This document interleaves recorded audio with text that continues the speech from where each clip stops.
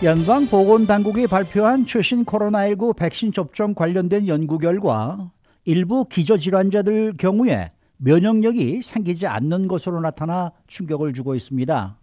이 기저질환자들은 CDC가 너무 성급하게 마스크 관련 가이드라인을 바꿨다면서 자신들이 매우 심각한 바이러스 감염 위협을 받고 있다고 지적했습니다. 어제 연방준비제도의 연방공개시장위원회 FOMC 4월 회의록이 공개가 됐는데 양적 완화 축소, 테이퍼링 논의를 시작할 가능성을 보여주고 있습니다. 이 연준의 FOMC 4월 회의록 내용이 공개되면서 주식가격과 10년물 국채금리가 하락했는데 실제 테이퍼링이 가까운 장래에 일어날 가능성은 희박하다라는 지적이 나오고 있습니다. 자, 오늘은 이런 소식들을 정리합니다. 최영석 국장. 안녕하십니까. 이 백신 접종을 하더라도 일부 기저질환자들에게는 소용이 없다라는 연구 결과가 나왔네요. 네, 코로나19 바이러스와 관련한 최신 연구 결과입니다. 네. 연방보건당국이 발표한 내용인데 일부 기저질환자들에게서는 백신의 효과가 나타나지 않을 수 있다. 뭐 100% 안 나타나는 건 아니지만 안 나타날 수도 있다. 이제 이런 연구 결과 내용이었는데요. 네. 특히 혈액암 환자들, 장기 이식 수술을 받은 사람들이 가장 좀 취약한 것으로 드러났습니다. 그래서 그런 사람들을 비롯한 이 기저질환자들의 경우에는 코로나19 백신을 접종해서 접종을 완료한다 하더라도 면역력이 생기지 않을 수 있다는 거고요. 네. 이건 뭐 사실 기저질환자들이 건강한 사람들보다 코로나19에 취약하다는 건 잘 알려진 사실이고 우리가 다 뭐 상식적으로 알고 있는데 이번에는 실제 백신 접종을 받은 기저질환자들의 변화를 관찰한 결과가 나온 거기 때문에 막연하게 생각했던 것과 실제로 백신 접종까지 받고 나서 어떤 결과이기 때문에 이건 좀 확인된 결과라는 점에서 좀 우리에게도 충격을 주고 있습니다. 보건당국이 발표한 좀 더 구체적인 내용을 좀 소개해 주시죠. 그 혈액암 환자, 장기 이식 수술 받은 환자들이 이제 면역력에 문제가 있는 것으로 드러났는데요. 뭐 적으면 15%에서 많으면 최고 80%까지 백신을 접종해도 항체 형성이 잘 되지 않는 것으로 그렇게 그 확인이 됐습니다. 네. 그 워싱턴 포스트가 그래서 이 구체적인 사례를 들어서 자세히 보도했는데요. 사우스캐롤라이나에 거주하는 39살의 마리아 호프먼 씨는 콩팥, 신장 이식 수술을 받은 환자입니다. 그래서 코로나19 백신 접종을 완료했지만 지금 정상적인 생활을 하지 못하고 있는 그런 좀 모습입니다. 네. 여전히 그 면역력이 전혀 없는 사람처럼 백신 접종을 전혀 하지 않은 사람처럼 행동하라고 주치의의 권고를 받았다고 그럽니다. 그러니까 당신은 백신 접종을 완료했지만 면역력이 형성되지 않았으니까 백신 안 맞은 사람처럼 면역력이 없는 사람처럼 행동해야 됩니다. 그만큼 매사를 조심하면서 살으라. 이제 그런 얘기를 의사로부터 들었다고 그럽니다. 그래서 이 조심하면서 생활하고 있다고 고백했는데요. 남들처럼 정상적인 삶을 살기에는 너무 리스크가 크기 때문에 그렇게 살 수가 없다. 그래서 예를 들었는데 자기가 최근에 마켓에 장을 보러 갔는데 자기는 당연히 마스크를 쓰고 갔는데 마스크를 쓰지 않은 남성이 마켓에서 자기에게 가까이다 와서 말을 거는데 뭐 장보다 보면 그런 일이 있을 수 있죠. 그렇죠. 이건 뭐 내가 이걸 찾는데 혹시 어디 있는지 아시냐 뭐 여러 가지 말을 할 수가 있어요. 모르는 사람이라도. 그렇죠. 가까이 다가서 얘기하는데 마스크를 안 쓴 사람이 다가오니까 너무 공포스러웠고 놀랬고 두려워서 그냥 그 자리에서 다 팽개치고 나가버렸다고 그럽니다.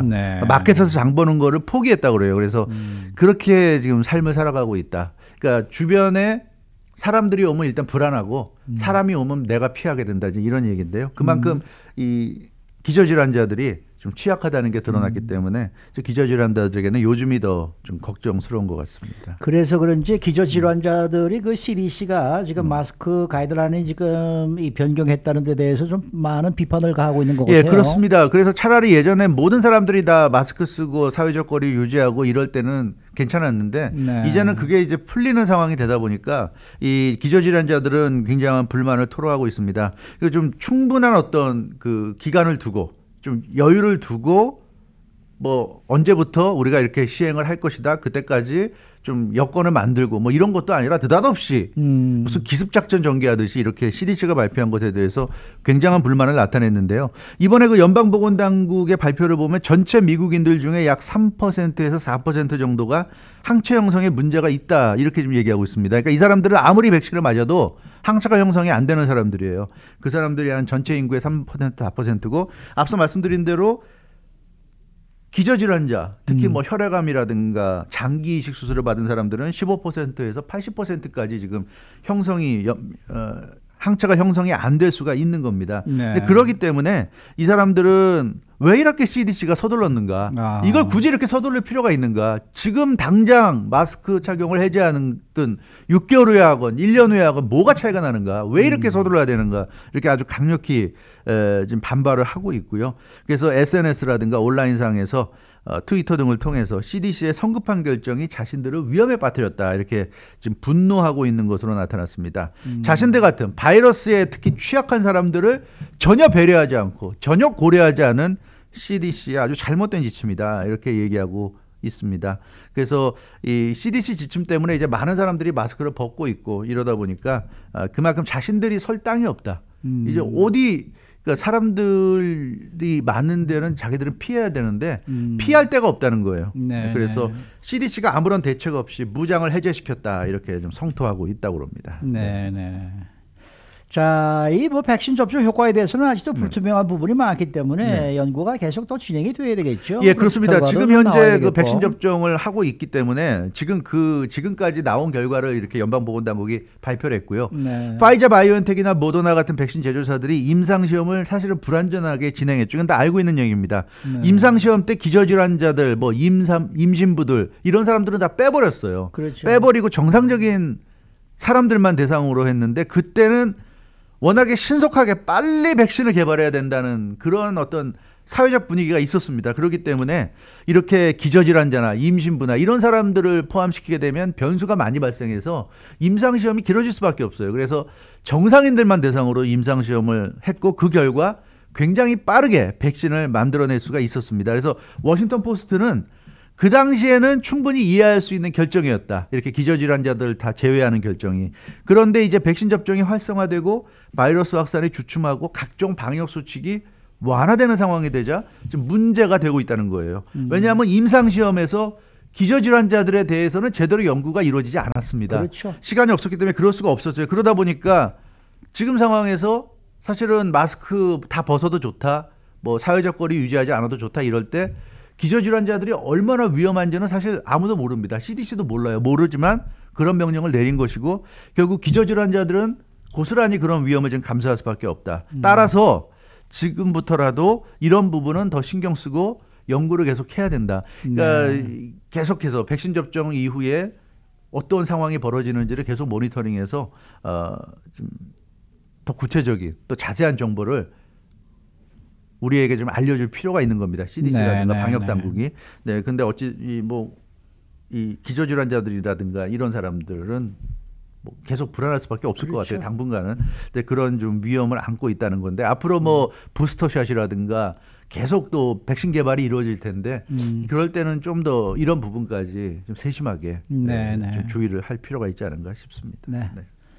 자, 다음 소식입니다. 어제 연방공개시장위원회 FOMC 4월 회의록 내용이 공개가 됐어요. 네, 그렇습니다. 연방준비제도가 처음으로 그 양적 완화 축소, 테이퍼링에 대해서 논의 시작을 할 수 있다는 그런 가능성을 보인 것으로 나타났어요. 어제 연방공개시장위원회 FOMC 4월 회의록이 공개가 됐는데요. 4월 FOMC 회의는 4월 말에 있었습니다. 그게 이제 어제 5월 19일 날 공개됐어요. 한 20일 정도 지나서 이제 공개가 됐는데 4월 FOMC 회의록을 보면 경제가 연준 목표대로 빠르게 진전이 될 수 있도록 유도를 해야 된다는 그런 발언을 일부 연준위원들이 했고요. 그래서 다음 FOMC 회의에서는 자산 매입 속도 조절을 위한 계획을 좀 논의하기 시작하는 것이 적절하다. 그러니까 4월 FOMC에서는 자산 매입 속도 조절을 논의한 게 아니라 그런 논의를 다음 FOMC 회의 때는 좀 해보는 건 어떨까? 해야 되지 않겠는가? 뭐 이런 얘기들이 나온 것으로 이렇게 확인이 됐습니다. 그러니까 자산 매입 속도 조절을 위한 계획을 논의해야 한다. 이 얘기는 결국은 테이퍼링을 좀 생각해 봐야 된다. 이런 의미 아닐까요? 네, 그렇습니다. 자산 매입 속도 조절한다는 게 테이퍼링이죠. 연방준비제도가 지금 매달 800억 달러의 미국 국채 그리고 400억 달러의 주택저당 증권을 지금 매입하고 있습니다. 그러니까 총 한 달에 매달 그 1,200억 달러씩의 채권을 사들이고 있어요. 그 얘기는 연방준비제도가 시중에 1,200달러씩의 돈을 지금 풀고 있다는 얘기입니다. 네, 그래서 이것을 자산 매입 속도를 조절한다는 것은 돈 푸는 것을 줄인다는 얘기죠. 테이퍼링에 들어간다는 얘기입니다. 그래서 로이터 통신은 이 4월 FOMC 회의록을 바탕으로 해서 지금까지 연방준비제도가 코로나19 팬데믹이 시작된 이후로 양적 완화 축소 가능성을 확실하게 언급한 적이 없는데 네. 지난 4월 FOMC 회의록을 보면 처음으로 테이퍼링에 대한 어떤 논의를 해볼 수도 있다는 그런 가능성을 좀 명시적으로 언급한 첫 번째 이 회의가 아니었나 네. 이런 지금 분석을 하고 있는 겁니다. 네. 그렇다면 테이퍼링에 들어간다는 결정을 지금 당장이라도 연준이 내릴 수 있다는 얘기예요?